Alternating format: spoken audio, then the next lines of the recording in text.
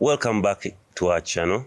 And yet we're delving into the notion of life not being what we see, but the way we see it. From what we've been discussing, it's basically about the human void. The human void is about consciousness. When you have no consciousness, you don't know. And when you don't know, half the time you don't know that you don't know. We're going to have a lovely discussion today, and we'll even touch the notion of extraterrestrials. Are we alone? And what are the implications? Well, enjoy the talk. Hello. Welcome back again. Thank you for having me. Yeah, like we were saying, why the human void, Doctor? We have to understand that there are many planets in this world. And the first planet, and on this planet where we are as human beings, which is Earth, the anatomic modern human being came to this planet 200,000 years ago. Wow. And came with all faculties intact. The first human being wasn't born, just appeared on the planet 200,000 years ago, scientifically. And the universe, which has so many different other star systems and galaxies and planets, it is 13.3 billion years. So old. So the newest of the entrants on the planet of the universe is the human being. It's the baby. So you imagine you have been brought as a new person and you have landed on a planet which has everything. Inside you, there could be a lot of faculties, but you do not know that you have these faculties. But you have been placed in an environment where everything you need according to the creation is there. But you do not know that it is there. So now what happens?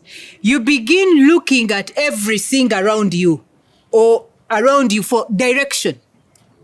You begin to tune in and say, how do I know how to live in this place? Instead of saying, what do I want? Let me pick this, let me pick that. The human psychology and human behavior and human void. You begin by asking, who can I ask in this environment about what I do in this place? And in that case, you don't find anybody. You begin to feel insecure. Soon you get used to the fact that you are alone on this planet. Then another person appears, and then that person who also appears. Remember, there is no family before you. This is how the human being came on the planet. And the psychology of being on the planet, this is how it is. So now, this person who comes into this new environment begins to walk around and get familiar with being alone on the planet. Until you begin to have this cycle of, if I must be secure, I must try everything outside of myself. So you go on, you try everything outside of yourself. But the first thing is insecurity. Because you are in an environment that you do not know. Neither do you know yourself. But you have been brought there to know who you are, to test every power that is inside you, to know exactly who you are and what you want to be, is to exercise who you are. But you are like, who am I?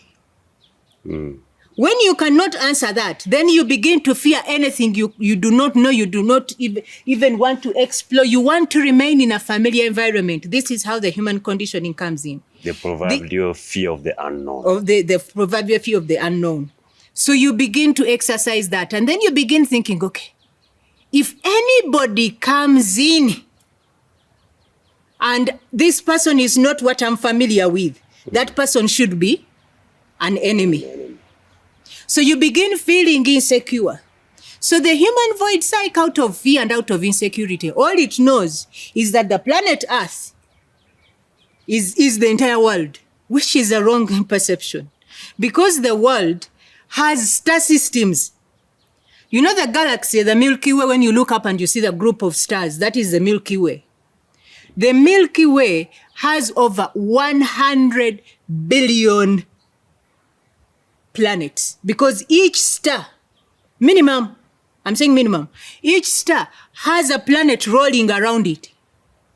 Those stars we see. Those stars you see in the galaxy, that is the Milky Way. Each star has a planet rolling around it. So if you're going to look at the Milky Way, a minimum of 100 billion planets around it. So all those planets have inhabitants. Human beings do not know due to the human void and how they came into this world. And when things happen to them, they are like, why has this happened to me? This is how they begin to create a different concept and lose consciousness of who they are. So the whole reason of being on earth is to discover who you are, and that is consciousness. So now, of recent, there is a notion of, are we alone as Africans? Not just Africans, as people in the whole world, the human species. Very true. So they are like, how do we know that we are alone? To be honest, from time immemorial, they are what we call in scientific humoros. Humor? Humoros or homoros. These ones are beings on other planets. But the human being, according to the human psyche, thinks in its own human void psyche. It is alone. Frankly. And I've always thought the same. You've always thought the same. And we're only just the third rock from the sun. Uh-huh. This sun we have here, of the billions of stars, we are just... Minimum. You get what I'm... So the human void psyche thinks to get rid of the human void and fear, you must be in control. So the more things that you do not know and things you cannot control, the more insecure you get. But otherwise, they are proof that show that there are beings on other planets. But we have not been talking about it as human beings. But in 1964, during the times of President Kennedy of the United States, there was a person who was in charge of a space shift that was going to another planetary system. It was called the Reticulus star system. And this star system is called Planet Sapo. It went around the star system, which was also on a planet called Sapo. This gentleman was the head of the Navy and NASA and preparations of taking about 16 people to the moon. They had contacted extraterrestrials to come during the times of President Kennedy to talk to them about these extraterrestrials had contacted the United States on an exchange program to happen at planet Sapo, which is another planet on another star system. You're kidding. I'm not kidding. So this gentleman comes out, he retires, and he begins talking about it. His name is Len Castin. He was in charge of the preparations of taking these people to the moon. So they prepare these people and they take them to the moon. When they reach there, they lost one person. But it took them, according to his narration, he has written a book, the exchange program, star program, Visit to Planet Sapo, by human beings. Anyone can check it out, even on the website. They can check that. Checking that one out. A visit to Planet Sapo. So when they go and they've taken all these 16, I think something happened, and then they ended up 12, and then I think they ended up coming back 6. One of those people who came back is called Bob Lazaro. You can check out Bob Lazaro as well. He describes the spaceships that took them and what we know these days in simple terms as a flying saucer. The flying saucers, flying saucer is like a plane, like our Boeing. But what they use, in that term of whatever they use to fly. The UFO. UFO. Unidentified flying objects. Unidentified flying objects. Of course, the flying objects mean that they are extraterrestrials. So many people take the term UFO to mean extraterrestrials. But in actual sense, of course, the flying object must have extraterrestrials inside. Definitely. So when this gentleman got there, this Len Castin, he was talking about how they prepared, how they took these people right up to the moon. And then when they got there, he narrates things so perfectly. Prior to that, there was something called a Roswell incident. If those people who know how to check, I've heard about the Roswell incident, which was in a newspaper. Initially, these people who came to pick from Zeta Reticulus, who came to pick that is the star system, who came to pick human species, the Americans, the human volunteers, they had gotten lost. So they went and landed in Mexico. Roswell, New Mexico. Yes. And when they landed in New Mexico, then there was a policeman who saw them and they reported this in the newspapers. So it was a real incident. And even anyone can go into the Roswell archives and actually be able to see it was. But then they gave them a signal and later they landed into the US and then the mission took off. But what was very interesting with the plane that they took off, if you've seen Close Encounters, the movie, it is a very true and interesting thing. You know, in one of the things which is interesting about humanity is that everything, just like you said, like life is not what we see, but the way we see. The way we see it, true. Our life is the drama, is the Hollywood. Everything you think is real is the Hollywood movie. Then what is in Hollywood? Hollywood is trying to depict the truth as much as possible.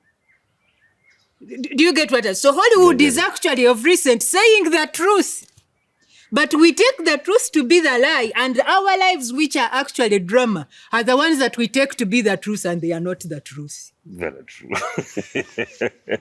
Do you get what it means? I get it. So in actual sense, when we are talking about this gentleman, then it landed in the US, what was very interesting about this spacecraft, it had an anti-gravity.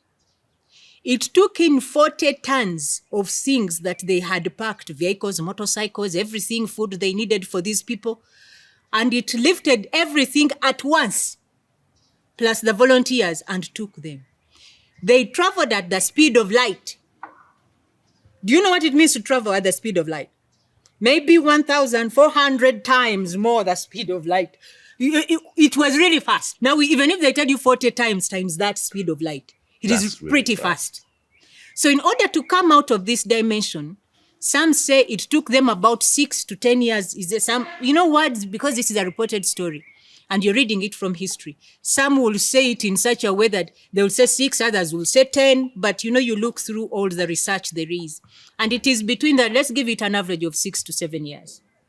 So when they got there, when they are going in, each one had a cubicle where they had to stay, which was called more or less like a bubble. And when they had to stay in these places, if they got close to the other extraterrestrial beings, then they would be having an issue of falling sick. The noise that came out of the extraterrestrials when they were speaking was like how you can hear a sound system going, you know, that squeaking sound. It would make them sick and they'll feel nausea and they feel like throwing up. But when they got there, after a long journey, it took years to get to that planet, Zeta Reticulus. When they got there, they realized that they had their phones and they could charge them in. But do you know when that technology was there in 1964? They tell you that CIA had phones in 1964. And they could, whatever they had, they could plug it in. Can you imagine that kind of technology? And when they would plug it in, everything they were using would keep on going. Over there on the planet. And I'll explain that a little bit later, what that means. And when I talk about we are living in a holographic universe, you know? And when they got there, they realized that they went with their own food. They tried testing the extraterrestrial beings' food. It was tasting like paper. When they fell sick, they would be treated with ultra blue light. And today, so those are some of the technologies we have today. Light technology, healing, Saragame, I don't know what, you know, and laser surgery and all that. Is that kind of technology. They also observed that while they were there, the extraterrestrials on that planet did not use soil. You remember, soil is a dense matter. You have to deal with gravity. So up there, it was a different kind of thing. So they were using water to plant their crops and all that, and all plants were green, like ours. But they were using water, which was the technology of hydroponics, which you're mostly hearing. In that time, it wasn't there. You're mostly hearing it today. All that is alien technology, which we are using in the modern day. You know, they did not have money. They did not have time. The things we value to be most important in this world, They didn't have. they didn't have. the temperatures were so high that these people had to dig underground for them where they could stay as human beings, meaning everybody can only stay in a specific created environment for them. The illusion we have always had is thinking that because of the human void and you fear and you want control, you tend to imagine that you're the only one who is in this world. And as a result, you almost think that nobody else has a right to exist. So whoever exists, you must be the devil, the enemy, or the evil spirit. Oh my. Do you get what I'm trying to say? So this is how the human void has played in terms of all this. But according to this gentleman, when they came back and brought these people back, this is Len Kasten, who was in charge of the preparations. He has written enough books about extraterrestrials.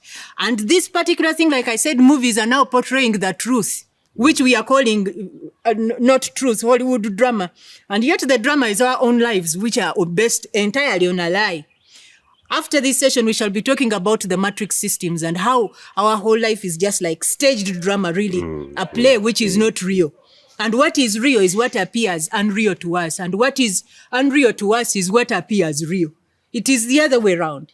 So what happens is when they came back, the extraterrestrials gave them a gift.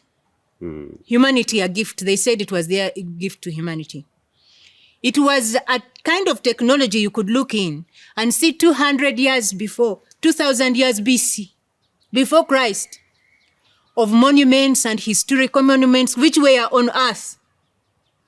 This is the gift they gave to the people who came from the United States when they brought them back. They also gave them another gift, which was a translator, language translator. You could get this and give it to someone like I'm talking to you, and then this technology would interpret the language according to how you think, and it would write it down, just reading it from you. This is what Elon Musk is trying to do today. That was 1964. He's trying to do today with a Neuralink. That means the technology of hydroponics also came from another planet. The technology of the translator, today you have a translator app on whatever, came from there. Google Translate. Yeah. And then it translates the language in whatever you're speaking about. It probably came from there. And so many more. Although the program, these who traveled did not explain what exactly they had gone to do there. And they did not know what understanding these people on Earth had with the people on the other side.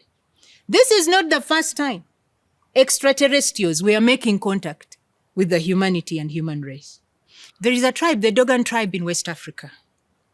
And this West African tribe was known to have what is termed as the Adinkra codes. These Adinkra codes, today, according to a certain professor by the name of Ben Carson, James Carson actually, not Ben, James Carson. He was a professor in quantum physics. He's the one who discovered that these symbols which are worn on Vitenge, the African batik clothes, were symbols which were a technological science that was doing an error correction for the World Wide Web. So the World Wide Web we use today has a physics code which was written to the Dogon tribe that they used to use as a symbol of communication. But actually it's a quantum physics kind of law. And it's an error correcting code that helps what we have today, the technology we have today of computers. That is the World Wide Web. Now you ask me, how did people who are ill-educated in Africa, the Dogon tribe of all people, no technology, no nothing, get to know about these Adinkra codes? Walking around half naked. Now there is what they call the story of the Dogon tribe. Okay. The story of the oracles of the Dogon tribe of West Africa. As you talk about the Dogon tribe oracles, you discover when you're reading through them that the Dogon tribe often said that they came from a star system which was called Sirius A. And they were telling this story right even before 1935, when modern technology wasn't developed. And they did not even know that that star ever existed. As I told you that around every star, there is a planet going around it. So you're looking at planets that are over 100 billion minimum around just the Milky Way stars. So when these people were there, what actually happened is that they knew knowledge of the star system. They knew knowledge of the technology we are using today in the 20th and 21st century. Then, long before 1935. Where did these people get it from? The Dogon tribe have a story which forms part of their culture. They mimic with their dances and faces and masks the faces of extraterrestrial beings from the star who befriended them and gave them those as gifts. But the people who are the Dogon tribe used to use the Adinkra codes consciously, through consciousness and conscious practices, where you as a human being, you don't need technology. You need to tune into what are the elements within you that are inbuilt, that others that have technology have, but you do not need, but only need to activate within yourself. So the Dogon tribe could actually do this. So they could connect with almost everybody using that system. But when it was exposed to different parts of the world, then they made this technology that we pay for, we subscribe, I don't know what we do, but yet it is a system that inherently a human being can use. But the human being doesn't know who it is. So the process of life is all about being consciousness of our truth and knowing that we are consciousness itself. Oh my. You get what I'm trying to say? So the Dogon tribe knew of a star system that even people who studied astronomy did not know. And they were like, how did this one get it? The Dogon tribe talk about this, but only that they worship them as gods. Because they had power, they could fly, they could go underwater. They were partly human, half snake. Some would go into the stars and they said they came from the stars with these people. On the Roswell incident, there was another plane. Going back to the Roswell incident, there was another plane that crashed. But this was also a saucer, a UFO, an unidentified flying object, which is not part of the human aspects of life. Now in that one, there were other aliens who had passed away and they had their bodies within the same base where they were preparing for these others to go. In fact, the movie Alien Autopsy is exact in telling the story and the truth of what really happened for the other aliens. So what am I trying to tell you? They are various types of species of aliens. It's like we are different ethnic groups, whites, Africans, I don't know what, of human beings. They are also those that are others. Although we've demonized them because they are not what? Human beings. And we don't know them. And we don't know. And what we do not know, we demonize. And then we also deny its existence.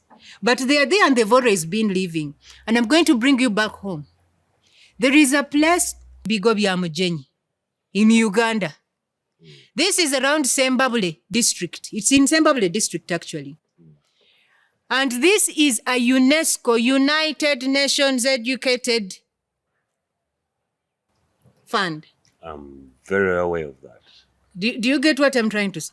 Why is it an interest of UNESCO, of the United Nations as a cultural heritage of humanity? In that place, it is called Bigobya Mujenyi, means the house of visitors. Bigobya Mujenyi is said to be the place where those who ruled this world, who are light beings, used to live. These were here before the coming of the kings. And then after the coming of the kings, we got colonialism. So they are in our history books and we study them. And the United Nations has sealed off this place as a United Nations World Heritage Site. Can you believe that we always thought those were myths? But why are they in our history books? And why is a site there that shows that these people ever existed and they lived here? So those are light beings. Do you get what I'm... We also see, let us go to the book that most people believe in. The story of the Garden of Eden. There was a snake. Where did it come from? It was a being and it could talk. And it came and told Adam and Eve. You know, I have a story. I said explaining the human void and these changes to a human, to a child. It is the most unpopular of the videos that we have done. But if you understand the extraterrestrial story today, you'll find a way of telling it to your child in a small way if you're interested in your child knowing the truth.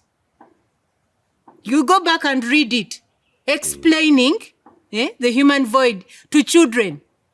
The cover had a picture of me and my father. You know, how do you explain this to children? Then also in that same book, which many people term as a myth, I said what seems unreal is actually real.